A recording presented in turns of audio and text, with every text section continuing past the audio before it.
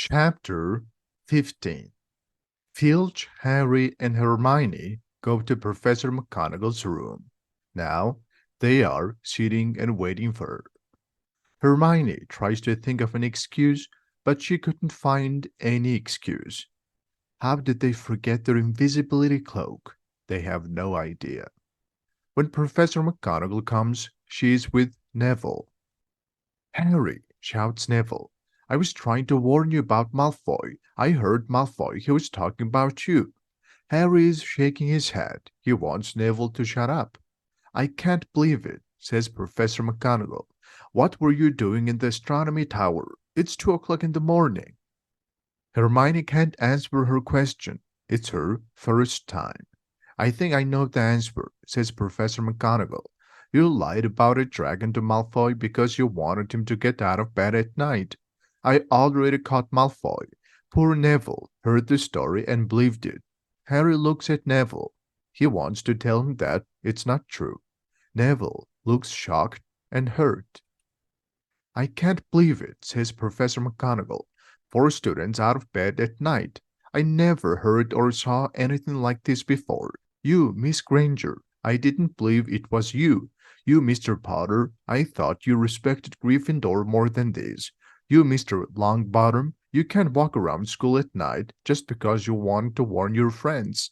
All 3 of you will receive punishment. I will also take 50 points from Gryffindor."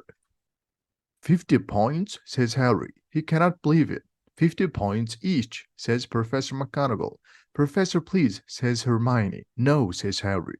"Don't tell me anything," says Professor McGonagall. "Now, go to bed, all of you. I was never embarrassed of Gryffindor students like this before. They just lost 150 points. Now, Gryffindor is in the last place, and they don't have any chance to win the House Cup." Harry couldn't sleep at night. Neville is crying in his bed, and Harry can hear it. What's going to happen when Gryffindor students know it? When Gryffindor students see the house points, they think that someone made a mistake. They don't understand it. They have 150 points fewer than yesterday. Then people start hearing the story. The famous Harry Potter, their hero of 2 Quidditch games, and 2 other students lost 150 points yesterday. Everyone respected Harry yesterday, but now all Gryffindor students hate him. Even Ravenclaw and Hufflepuff students don't like Harry now, because they don't want Slytherin to win the House Cup again. Students are insulting Harry loudly in the corridor. On the other hand, Slytherins are clapping their hands when they see him. "Thanks, Potter," they say. "They will forget about it in a few weeks," says Ron. "Fred and George lost more points than you since they became Gryffindor students and people still like them. But they never lost 150 points at once, right?" says Harry sadly. No," says Ron. Hermione and Neville are suffering too. No one speaks to them now. But Harry is having the hardest time, because he's famous. Harry is now only focusing on his lessons and preparing for the final exams. About a week before the exams, Harry is walking back from the library.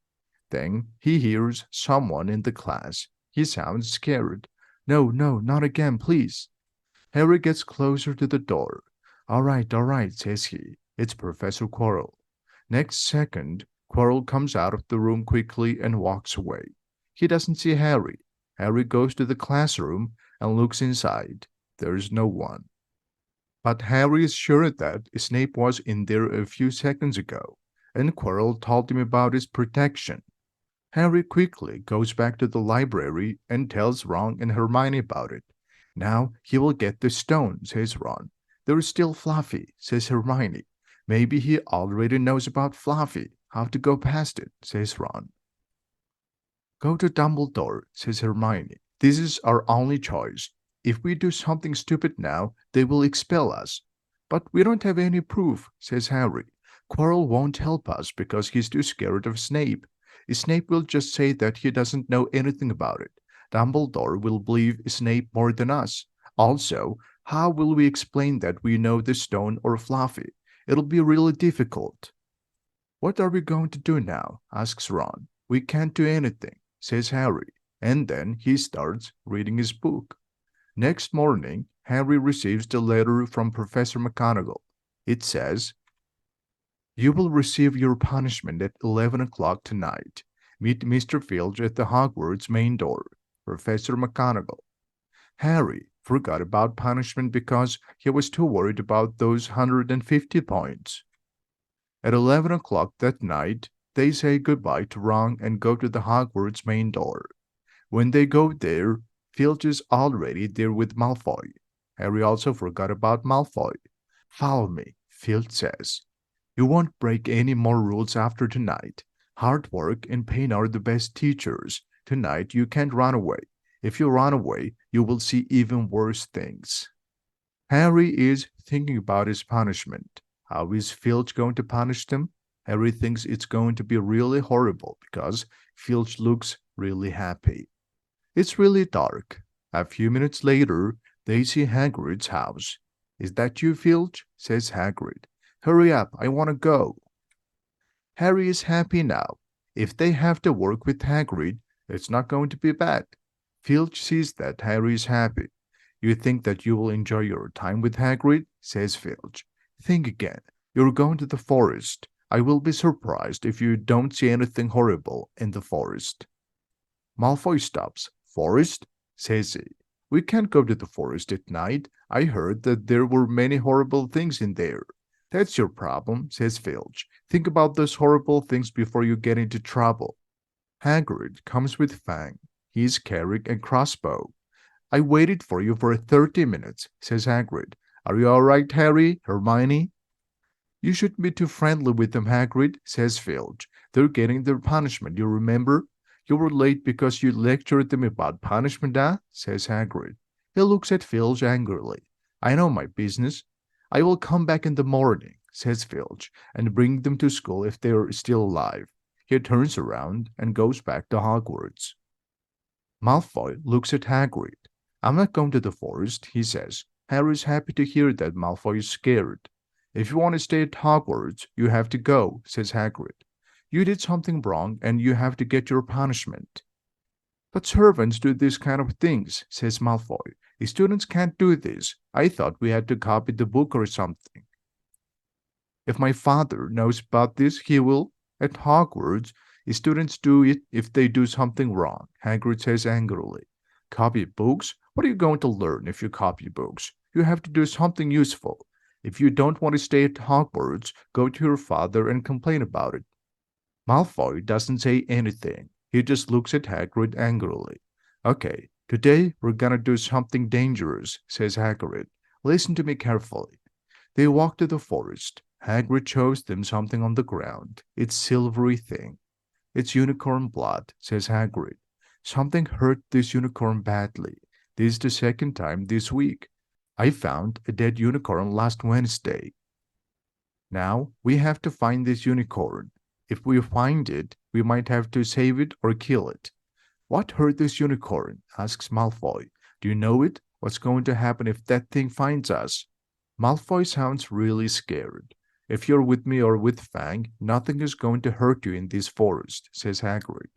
"Don't walk out of the path. Now we will go into two groups." "I want Fang," says Malfoy. "All right," says Hagrid. "But I warn you, he's a coward. I, Harry, and Hermione will be in one group. Draco, Neville, and Fang will go together. If you find a unicorn, send green light with your wand. If something dangerous happens, send red light, okay? Now let's go." Harry, Hagrid, and Hermione go to the left, and Malfoy, Neville, and Fang go to the right. They are walking quietly.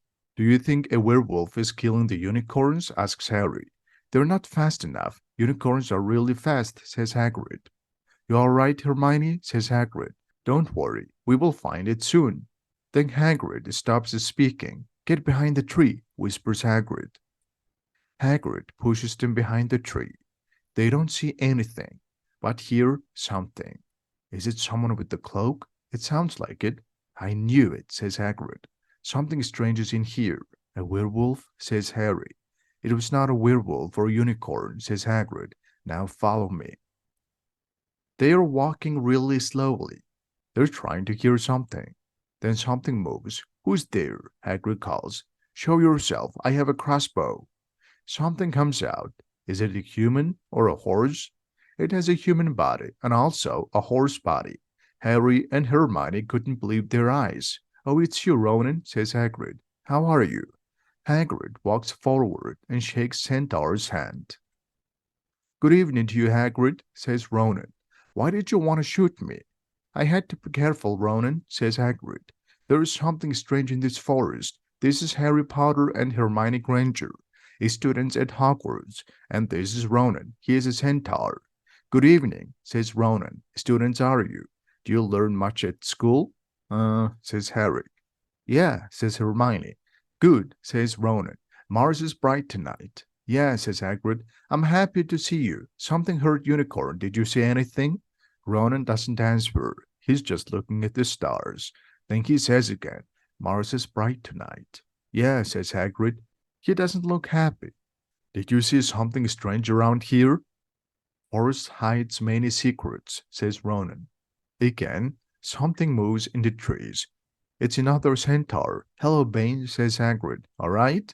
Good evening, Hagrid. Are you well? Not so well. I was just asking Ronan. Did you see something strange around here? Something hurt Unicorn. I'm trying to find it. Bane goes to Ronan and stands next to him. Mars is bright tonight, says he. Yeah, I heard that, says Hagrid. He doesn't look happy. If you guys see anything strange, please tell me. We're going to go now. Harry and Hermione follow Hagrid. They never answer your question, says Hagrid angrily. They're not interested in anything closer than the moon. Are there many of them in the forest? Asks Hermione. Yeah, there are many. They know many things, but don't like to share them. We heard something before Ronan came, says Harry. Do you think that was a centaur? No, it was something else. I never heard anything like that before, says Hagrid. They're walking. Harry is nervous. Is someone watching them? Harry is happy that he is with Hagrid. Hagrid, look, red light. Others are in trouble, says Hermione. You two stay here. I will come back soon, says Hagrid. Now, Harry and Hermione are alone. They're scared. Do you think they're okay? Says Hermione. I don't care about Malfoy, says Harry. But if something happens to Neville, it's our fault. A minute feels like an hour. What's going on? Where are the others? Luckily, Hagrid comes with Malfoy, Neville, and Fang. Hagrid is really angry. Malfoy and Neville were not in danger. Malfoy walked behind Neville and shouted suddenly. Neville was so shocked and scared, he sent red light because of that. I don't think we will catch anything today thanks to you two, says Hagrid. Now we will have a different group. Neville, you will be with me and Hermione. Harry, you go with this idiot and Fang. Harry and Malfoy walk for almost 30 minutes. Now they could see unicorn blood really well. They are trying to follow the path. But trees are everywhere, and it's difficult for them to see the path now. Look, says Harry. Something is on the ground. It's a unicorn. It's dead. Harry never saw this beautiful animal before. He's sad. When Harry starts walking toward the unicorn, he hears something. Then something comes out of the shadows. It's wearing a cloak with a hood. Harry can't see its face. It goes to the unicorn and it starts drinking its blood. Ah! Shouts Malfoy and runs away. Fang also runs away. A scary thing is now looking at Harry. It stands up and goes toward Harry. Now Harry's feeling pain on his forehead. Harry never felt so much pain like this before. He starts walking backwards and falls down. Then he hears something.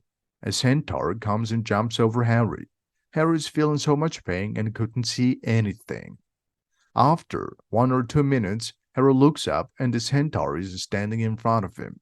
It's not Ronan or Bane, it's a different centaur. Are you alright? Asks the centaur. Yes, thank you, says Harry. You're the Potter boy, says the centaur. Now you should go back to Hagrid. The forest is not safe during the night, especially for you. Can you write? It'll be quicker if you write me. My name is Philosopher'S, he says. Then suddenly Ronan and Bane comes. Philosopher'S, Bane shouts angrily. What are you doing? You have a human on your back. Are you a horse? Do you know this boy? Says Phyrons. This is the Potter. He has to leave the forest quickly. What did you tell him? Asks Spain angrily. We can't tell people about the future. Did you forget? Don't you see this unicorn? Says Phyrons angrily. Why did it die? Do you know? I will fight against that horrible thing. If I have to, I will join people and fight together. Then he goes away with Harry on his back. Harry doesn't understand Bane. Why was he so angry? Asks Harry. What was that horrible thing with the cloak? Phyrons doesn't answer. He starts moving slowly. Harry now thinks that Phyrons is not going to answer him. But suddenly, Phyrons opens his mouth. Harry Potter, do you know about unicorn blood? No, says Harry. We never used unicorn blood before. We only used some unicorn hair. Only monsters kill unicorns, says Phyrons. If you have nothing to lose, you will do something horrible like this. If you drink unicorn blood, you will stay alive. Even if you're so close to death, you will stay alive. But you have to pay a terrible price. Unicorn blood will curse you forever. Who wants to drink its blood, says Harry. If it curses you forever, death is better, right? Yes, death is better, says Phyrons. But if it stays a little bit longer, it can drink something. That drink will bring its power back. They are hiding something at Hogwarts. Do you know it? The Sorcerer's Stone, says Harry. Of course, the elixir of life, but I don't understand who. Think, Harry, says Phyrons. He waited to come back for many years. He wants to get his power back. Who can it be? Harry's heart almost stops. Now, Harry remembers something. Hagrid said, some people think he died, but I don't believe it. Are you saying, says Harry, he cannot finish his sentence. It's a fall. Harry, Harry, are you all right? It's Hermione. She's running and Hagrid is running behind her. I'm fine, says Harry.